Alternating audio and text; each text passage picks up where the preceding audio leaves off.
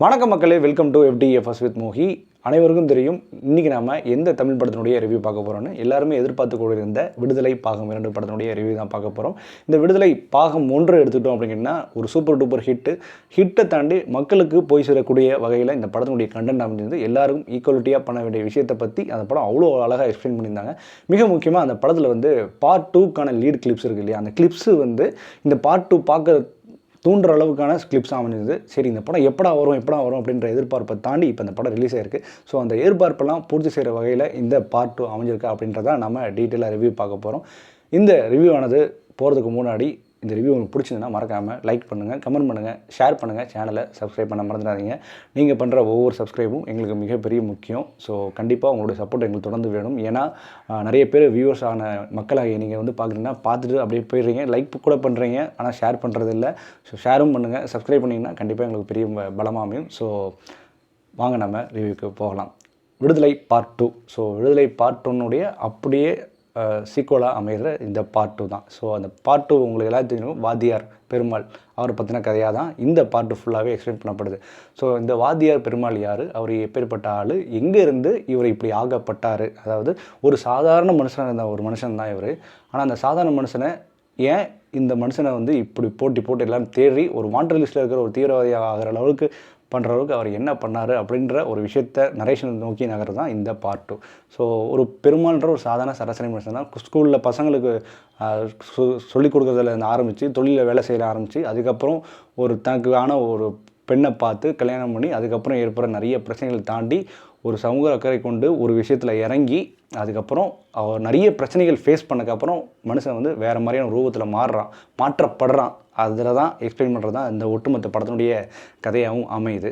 So இந்த படத்தினுடைய positive and negative பற்றி பேசுவோம். ஆக்சுவலி பாசிட்டிவ் அண்ட் நெகட்டிவ் பேசுகிறதுக்கு முன்னாடி ஒரு விஷயம் எனக்கு தோண்டிகிட்டே இருந்தது என்னென்னா, ஏன் வெற்றிமாறன் பாகம் 2 எடுக்கணும் அப்படின்ற மாதிரி. ஏன்னா சமீப காலமாகவே இந்திய சினிமாவில் இருந்து நிறைய பாகங்கள், அதாவது பார்ட் 2 லீடு கொடுக்குற எந்த ஒரு படமும் பெருசாக போனதாக அந்தளவுக்கு சரித்திரம் இல்லை. ஒரு சில படங்கள், பெரிய படங்களை விட்டுருங்க, லைக் பாகுபலி, KGF அதெல்லாம் விட்டுருங்க.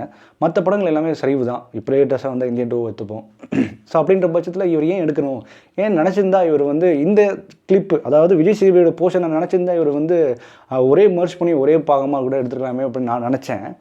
ஆனால் இந்த பார்ட் 2 பார்த்ததுக்கப்புறம் தான் தெரியுது, கண்டிப்பாக இதுக்கு பார்ட் 2 ஏன் பார்ட் 3 கூட லீட் பண்ணலாம் அப்படின்ற மாதிரி ஒரு மைண்ட் செட் கொண்டு வர அளவுக்கு இந்த பார்ட் 2 கொண்டு வந்து ஒரு ஜஸ்டிஃபைடான ஒரு பார்ட் 2 அமைஞ்சிருக்கு. அதுதான் இந்த படத்துடைய பாசிட்டிவாக நான் இப்போ பார்க்குறேன். ஏன்னா இதுக்கு இந்த விஷயம் இருக்க சொன்னேன் இல்லைங்களா, இந்த விஜய் சேதுபதி பற்றி, இந்த வாத்தியார் பெருமாள் பற்றி எக்ஸ்பிளைன் பண்ணுற விஷயம் இல்லை. இது வாத்தியார் பெருமாள் பற்றி மட்டுமே இல்லை, ஒவ்வொரு மனுஷனும் தெரிஞ்சிக்க வேண்டிய ஒரு விஷயமாக தான் நான் கருதுகிறேன். ஏன்னா எப்படி ஈக்குவாலிட்டி ஒரு விஷயங்களுக்கு அப்ளை பண்ணணும் அப்படின்றத இந்த படம் மூலயமா என்னால் தெரிஞ்சுக்க முடியுது. ஈக்குவாலிட்டி, அதுமாதிரி மனித நேயம், அதுமாதிரி மனித உரிமைக்கான குரல், எல்லாருக்கும் போய் சேர வேண்டிய விஷயம், ஒருத்தன் மட்டும் ஏன் எடுத்துக்கணும், எல்லாருக்கும் போகணும் அப்படின்ற ஒரு விஷயத்த இந்த நரேஷன் மூலயமா இது வந்து ஒரு அவேர்னஸ் படமாகவே எனக்கு நான் பார்க்குறேன். ஏன்னா ஒரு ஃபுல் அண்ட் ஃபுல் அவேர்னஸ் படமாக எனக்கு நான் கருதப்படுறது.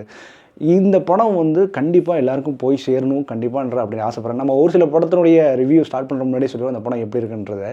நான் இப்போயே சொல்கிறேன், இது ஒரு மஸ்ட் வாட்ச் படம். அதை நீங்கள் இதுக்கப்புறம் நீங்கள் தொடர்ந்து பார்த்தாலும் சரி பார்க்கலாலும் சரி, நான் இப்போயே சொல்கிறேன், இது ஒரு மஸ்ட் வாட்சான படம்.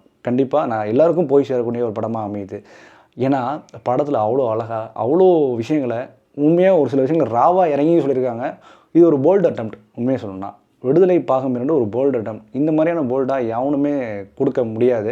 நேற்று கூட வரைக்கும் கூட இந்த வெற்றிமாறன் வந்து பேசியிருக்காரு, படத்தில் 8 நிமிஷம் காட்சியை நீக்கப்பட்டிருக்குன்னு. ஏன்னா அவ்வளோ விஷயங்கள் இருக்குது படத்தில், நிறைய விஷயங்கள் சென்சார்கள் கட் பண்ணப்பட்டிருக்கு. ஸோ அது படம் பார்க்கும்போது உங்களுக்கே தெரியும், என்னடா இப்படி பண்ணி வச்சுருக்கீங்க அப்படின்ற மாதிரி ஆகுது. ஸோ எனக்கு இது பற்றி நிறைய எக்ஸ்பிளைன் பண்ண தோணுது. ஆனால் ஃபுல்லாகவே எனக்கு மைண்டில் போட்டு அப்படியே பிளாக் ஆகி நிற்கிது. அந்த அளவுக்கு இந்த படத்தில் விஷயங்கள் நிறைய இருக்குது. அவ்வளோ ஒரு ஸ்டெப் பை ஸ்டெப்பை இவ்வளோ அழகாக நரேஷன் ஒருத்தர் கொடுக்க முடியுமா அப்படின்னு கேட்டால் என்னால் தெரில. அதேமாதிரி இத்தனை ஆர்டிஸ்ட் உள்ளே வந்துக்கிட்டே இருக்காங்க, ஒவ்வொரு ஆர்டிஸ்ட்டுக்கும் அந்த வேல்யூ கொடுக்குறாங்க. ஒரு சில படத்தில் நான் பார்த்துருக்கேன், பெரிய ஆர்டிஸ்ட் இருப்பாங்க, நான் வேல்யூ கொடுக்குறதில்ல. ஏன் அனுராக் கஷ்யப்பே லியோவில் ஒரு சுட்டு தள்ளிட்டு போயிட்டே இருப்பாங்க, என்ன விஷயமே அவர் எதுக்கு வந்தாருன்னு தெரியும். ஆனால் இந்த படத்துக்கு ஏன் அனுராக் கஷ்யப் வந்தாருன்ற ஒரு விஷயம் இருக்கு இல்லையா, அதுவே ஒரு நல்ல ஒரு எனக்கு அழுத்தமாக இருந்தது அந்த கேரக்டர். நிறைய கேரக்டர் நிறைய அழுத்தங்கள் கொடுத்தது. கிஷோர் கேரக்டராக இருக்கட்டும், நம்ம அனுராக் கஷ்யப் கேரக்டராக இருக்கட்டும், நிறைய கேரக்டருங்க எக்ஸ்பிளைன் பண்ணிட்டே போகலாம். ஒரு கேரக்டரும் கென் கேரக்டராக இருக்கட்டும், மஞ்சு வாரியர் கேரக்டராக இருக்கட்டும், சூரி கேரக்டராக இருக்கட்டும், ஒவ்வொரு கேரக்டரும் அது அழுத்தம் இருக்கு இல்லையா, அந்த அழுத்தம் நம்மளுக்கு இப்பயே சொல்கிறேன், நீங்கள் படம் முடிஞ்சு கொஞ்சம் வெளியே வந்து கூட அந்த படத்தினுடைய தாக்கம் கண்டிப்பாக ஒரு 2-3 நாள் உங்களை வந்து யோசிக்க வைக்கிற லெவலுக்கு இந்த பார்ட் 2 எனக்கு பொறுத்த வரைக்கும் பார்ட் 1 விட இந்த பார்ட் 2 எனக்கு ரொம்ப பிடிச்சிருக்கு அப்படின்னு சொல்லலாம்.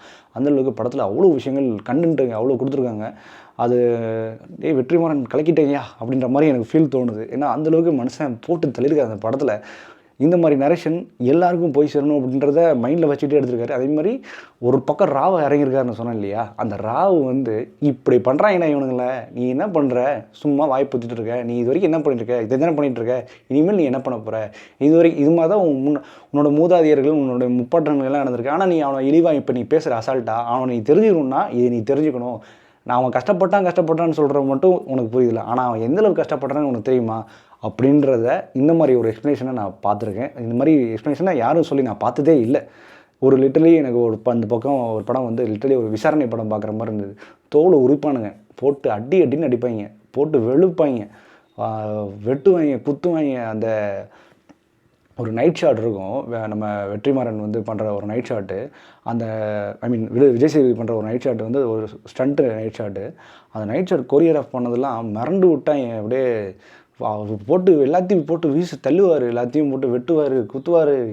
அதெல்லாம் எப்பா பண்ணி ஒரு மாதிரி மிரட்டி விட்டுருக்காங்க அப்படின்ற மாதிரி தாங்கலை. அந்த மாதிரி இருந்தது அந்த சீக்வன்ஸ்லாம். அது ஒரு பக்கம். அப்புறம் லவ் போர்ஷன்ஸு, அந்த லவ் போர்ஷன்ஸ்லாம் ரொம்பவே இனிமையாக இருந்தது. அது பார்க்கும்போது சின்ன போர்ஷன்ஸ் தான், அது இனிமையாக இருந்தது. ஒரு பக்கம் லவ்வை தாண்டி அந்த அம்மாவை சொல்லுவோம், நாமே விடணும், நம்ம இடத்துல வந்து இப்படி பண்ணலாம், நாம் வந்து யாருன்னு காட்டணும் அப்படின்ற விஷயம். அதுமாதிரி ஃபஸ்ட்டு பொறுமையாக பேசுவோம், பொறுமையாக ஆரம்பிப்போம். ஒரு முக்கியமாக இந்த படத்தில் வந்து உங்களுக்கு வந்து கம்யூனிசம்னா என்ன அப்படின்றத நம்ம ஆல்ரெடி ஃபஸ்ட் பார்ட்லேயே சொல்லியிருந்தோம். கம்யூனிசம் அப்படின்றது என்னன்றதை இதை விட இந்த படத்தை விட யாரும் பெருசாக எக்ஸ்பிளைன் பண்ணிட முடியாது எனக்கு நான் நினைக்கிறேன். ஸோ கம்யூனிசம் தெரிஞ்சுக்கணும், எல்லா மனுஷங்களும் தெரிஞ்சுக்கிற தப்பு இல்லைங்க, தெரிஞ்சுக்கோங்க, தப்பு இல்லை. ஸோ இந்த படம் பார்க்கும்போது உங்களுக்கு கண்டிப்பாக புரியும் கம்யூனிசம் பற்றி என்னென்னு. ஸோ அதை பற்றி எக்ஸ்பிளைன் பண்ணதாக இருக்கட்டும், ஈக்குவாலிட்டி பற்றி எக்ஸ்பிளைன் பண்ணட்டும், எல்லாமே வெற்றிமாறனுக்கு வந்து ஒரு பெரிய குடோஸ், அவருக்கு பெரிய வாழ்த்துக்கள் போய் சேரணும். இந்த மாதிரி நிறைய படங்கள் பண்ணணும், இந்த மாதிரி மக்களுக்கு போய் விழிப்புணர்வு ஏற்படுத்தக்கூடிய படங்கள் நிறையாவே பண்ணணும்னு நான் ஆசைப்பட்றேன். இது ஒரு பக்கம். டெக்னிக்கல் சைடாக ரொம்ப ப்ரில்லியண்டான டெக்னிக்கல் சைடு, எஸ்பெஷலி இந்த படத்தில் வேல்ராஜ் வந்து கலக்கிட்டார். நைட் ஷாட்லாம் அப்படியே மிரட்டி விட்ருக்காரு. நைட் ஷாட்ஸ்லாம் நான் சொன்ன அந்த வாழைத்தோப்பு நைட் ஷாட்டு, அப்புறம் வந்து கிளைமேக்ஸில் அந்த மலையில் நடக்கிற இந்த நைட் ஷாட்ஸு, அதெல்லாம் வந்து கொரியோகிராஃப்லாம் வேறு மாதிரி பண்ணி விட்ருக்காரு. இளையராஜாவோட பின்னணி இசை இந்த படத்துக்கு பெரிய படம். எஸ்பெஷலி நான் சொன்ன அந்த நைட் ஷாட்ஸு, அப்புறம் லவ் போர்ஷன்ஸில் வருது, அப்புறம் போலீஸ் ஸ்டேஷன் நடக்கிறது, அப்புறம் சின்ன இந்த லவ் போர்ஷனில் வர சின்ன மியூசிக் தான். அது எல்லாமே ஓகே, ஒரு இளையராஜா விண்டேஜ் இளையராஜா பேக் அப்படின்ற ஒரு ஃபீல் கொடுக்குற லெவலுக்கு அந்த விஷயம் அமைஞ்சது அப்படி தான் சொல்லி ஆகணும். நடித்த எல்லா நடிகர்களும் அற்புதமாகவே நடிச்சிருந்தாங்க. எஸ்பெஷலி மஞ்சு வாரியர் இருக்கட்டும், கென்னாக இருக்கட்டும், அப்புறம் வந்து நிறைய அது லிஸ்ட்டு இருக்குங்க, அடுத்தடுத்து லிஸ்ட்டு இருக்குங்க, அது நம்ம சொல்லிகிட்டே இருக்க முடியாது. நிறைய பேர் இருக்காங்க, கௌதம் மேனன், அப்புறம் வந்து அனுராக் கஷ்யப் இருக்கார்.